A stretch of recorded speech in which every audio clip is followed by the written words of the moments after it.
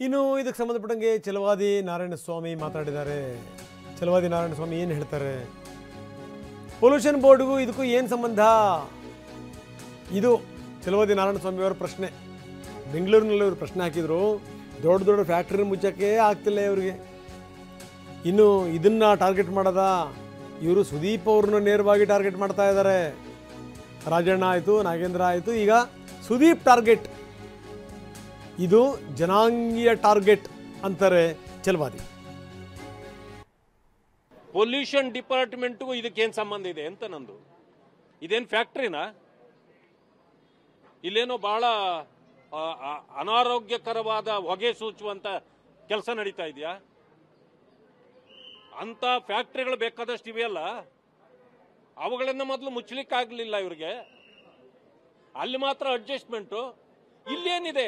ಇದು ಒಂದು ಮನೆಯಲ್ಲಿ ನಡೆಯತಕ್ಕಂಥ ಚಟುವಟಿಕೆ ಅಂತಂದ್ರೆ ಮನೆ ಮನೆಗೂ ನಾವು ಇನ್ನು ಮೇಲೆ ಏನು ಪೊಲ್ಯೂಷನ್ ಕಂಟ್ರೋಲ್ ಬೋರ್ಡ್ ಇಂದ ಸರ್ಟಿಫಿಕೇಟ್ ತಗೋಬೇಕಾ? ಮನೆಯವರು ತಗೋಬೇಕಾ? ಅಂದ್ರೆ ಸರ್ಕಾರದ ಕ್ರಮ ನೇರವಾಗಿ ಜನರಿಗೆ ಗೊತ್ತಾಗ್ತದೆ. ಇದು ಸುದೀಪ್ ಅವರನ್ನ ಟಾರ್ಗೆಟ್ ಮಾಡಿರೋದು. ರಾಜಣ್ಣವ್ರನ್ನ ಟಾರ್ಗೆಟ್ ಮಾಡಿ ಆಯ್ತು, ನಾಗೇಂದ್ರ ಅವ್ರನ್ನ ಟಾರ್ಗೆಟ್ ಮಾಡಿ ಆಯ್ತು. ಈಗ ನೀವು ಸುದೀಪ್ ಅವ್ರನ್ನ ಟಾರ್ಗೆಟ್ ಮಾಡಿದ್ದೀರಿ ಅಂದ್ರೆ ಯಾರನ್ನ ಮಾಡಿದ್ದಾರೆ ಅಂತ ತಿಳ್ಕೊಳ್ಳಿ. ಇದು ಜನಾಂಗೀಯ ಟಾರ್ಗೆಟ್ ಕೂಡ ಆಗ್ತದೆ. ಎಚ್ಚರದಿಂದ ಇರ್ತಕ್ಕಂಥದ್ದು ಒಳ್ಳೆಯದು. ಜನ ಇಂಥದ್ದನ್ನು ಸಹಿಸ್ಕೊಳ್ಳೋದಿಲ್ಲ.